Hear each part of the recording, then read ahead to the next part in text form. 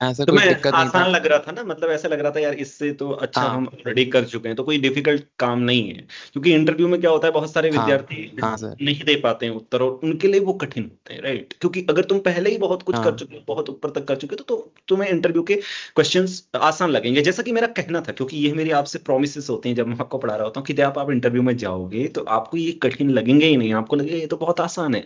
ऐसा आपको अनुभव हुआ ना सारे इंटरव्यू और जो भी इंटरव्यूज हाँ दिए हैं सर। जिनके परिणाम अभी आने बाकी हैं, और या जिनके परिणाम आ भी चुके हैं, तो उनमें सभी में ऐसा आपको लगा, राइट?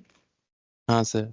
और ऐसा भी हुआ कि जो क्वेश्चंस, मतलब ऐसा भी हुआ कि कुछ क्वेश्चंस हमने मॉक इंटरव्यूज में किसी और स्टूडेंट से किए हों या क्लास में कहीं ना कहीं किए हों, वो भी आ गए हों इंटरव्यूज में वगैरह हाँ वगैरह। क्वेश्चंस में इस तरह रिपीट बहुत होते हैं, मतलब फील्ड थ्योरी के क्वेश्चंस तो इतने थे कि मतलब हर दूसरे इंस्टीट्यूट में वही क्वेश्चंस थे, अच्छा। वही रिपीटिशन ही क्वेश्चन लग रहे थे क्वेश्चंस। और एक बार आप देते रहते हो तो कॉन्फिडेंस अपने आप बूस्ट होता रहता है सर।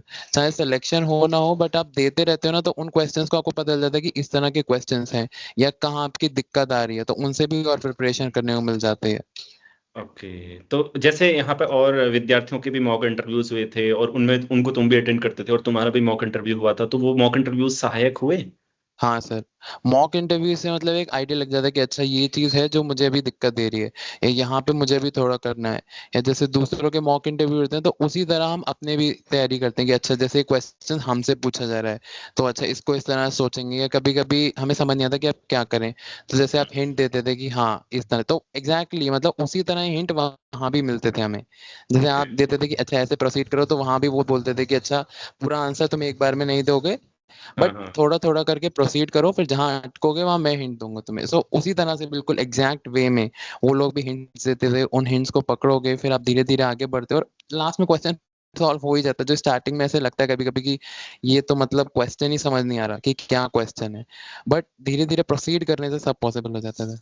तो पहले बहुत डिफिकल्ट लगता था जब तुम यहाँ पहले आए थे, तुम्हारा मतलब आत्मविश्वास में देख रहा था पीएचडी साक्षात्कार को उत्तीर्ण कर पाऊंगा, इसके प्रति बहुत ही न्यून मुझे दिखाई पड़ता था। मैंने आपसे कहा भी था कि आप इसको हटा दें, और आप ये बिल्कुल मान के चलें कि आपका जो है चयन होगा। तो इस हाँ बारे सर। में तो आपको ऐसा लगता ही था कि यार ये तो बहुत ही मुश्किल है वगैरह वगैरह ऐसे करके? तो मुझे तो उम्मीद नहीं थी, मैं तो ऐसा सोच लिया था कि शायद नहीं हो पाएगा इस बार भी।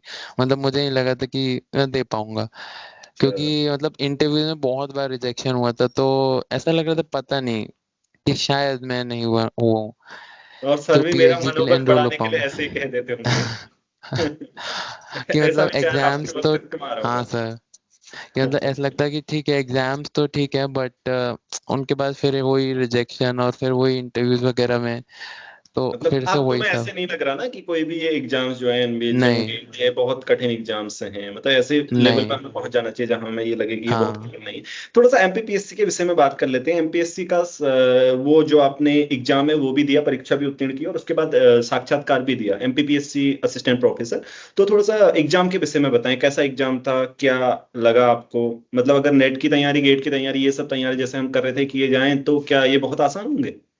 सर बहुत ज्यादा, मतलब उसमें तो बस डेफिनेशंस रहती हैं, कुछ नहीं।